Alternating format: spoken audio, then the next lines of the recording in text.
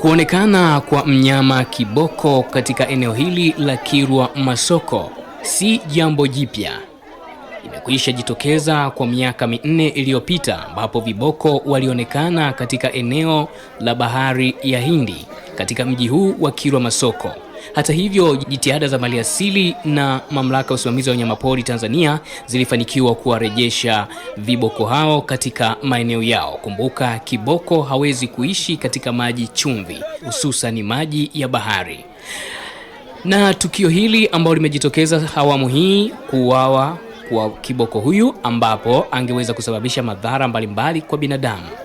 Jitihada za maliasili kukamilisha zoezi hili la kumuua kiboko huyo alionekana katika eneo hili la nje ya shule ya sekondari ya Kilwa Day. Ni tukio la kupongeza mamlaka ya usimamizi wa wanyamapori Tanzania na maliasili kwa jitihada zao kuhakikisha kwamba wanatuliza ghasia ambazo zingesababishwa na mnyama huyo. Sasa niko hapa kukueleza sababu mbalimbali viboko kuingia mjini au kwenye makazi ya watu. Sio kwa sababu wanataka urafiki, ni kwa sababu hizi kuu 4 ambazo nitaenda kukueleza. Viboko ni walaji wa nyasi na hula kilo 35 hadi 40 kila usiku. Kiwanda kikikauka, mto kifurika au nyasi za porini zikipungua, wanalazimika kutembea hadi kilomita 10 usiku kutafuta malisho. Mijini kuna bustani, viwanja vya mpira na kando ya barabara ambako nyasi ni nyingi au laini, kwa hiyo ni mgahawa wa bure kwa viboko. Pili, makazi yao kuharibiwa na binadamu. Ujenzi holela kando ya mito. Miji mingi ya Tanzania kama Dar, Morogoro, Mbeya na kwingineko imejengwa karibu na mito, mabonde, na hapo zamani palikuwa njia za viboko kwenda na kurudi majini. Ukaukaji wa mito na madimbwi, mabadiliko ya tabia ya nchi na uchotaji wa maji kwa kilimo unafanya mazalia yao yapungue. Wakikosa maji ya kutosha kupoza mili yao mchana, wanatafuta maeneo mengine yenye unyevunyevu. Kilimo kwenye kingo za mito, mashamba yanaziba njia zao za asili, hivyo wanakatiza mitaani. Tatu ni mafuriko wakati wa mvua, hasa katika kipindi hiki ambapo tumeshuhudia wilaya ya Kilwa ikikumbwa na mafuriko katika maeneo mbalimbali kama Jinjo, Kipindimbi, Kilwa Masoko na maeneo mengine. Hii inaweza kuwa sababu iliyosababisha kiboko huyu kusombwa na maji hadi kufika eneo hili. Japo zipo sababu kadhaa ambazo nimekwisha kueleza. Mvua kubwa ikinyesha, mito hufurika na kusomba viboko nje ya hifadhi. Maji yakirudi, viboko wengi hubaki wamekwama kwenye makazi ya watu. Kupotea njia usiku. Viboko hutoka majini usiku kwenda kula, ni wazito, hawaoni vizuri, hutegemea kumbukumbu ya njia.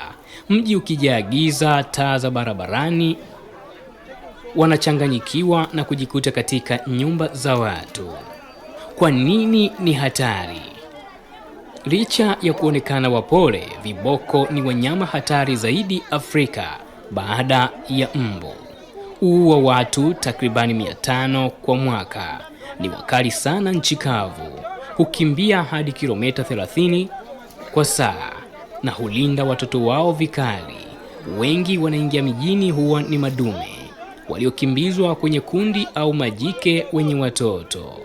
Nini kifanyike? Cha kwanza, wahifadhi wa wanyamapori ni kuendelea kushirikiana na jamii katika kuhakikisha wanawarejesha katika maeneo yao wanyama hawa au kuwadhibiti pindi wanapokuwa ni tatizo kwa jamii. Kuzuia ujenzi wa mita 60 kutoka kwenye kingo za mito. Kuelimisha jamii kutorushia mawe au kuwakimbilia wakionekana. Kwa kifupi tunasema viboko hawaingii mjini kwa kutaka, bali sisi ndio tumeingia njia zao za chakula na maji. Njaa, ukame, mafuriko na mji kupanuka, hizi ndio sababu kuu kufanya viboko kuingia katika miji. Endelea kusalia katika ukurasa huu wa Unyakyusani Empire Village Production, tukiangazia matukio mbalimbali yanayotokea mjini na vijijini.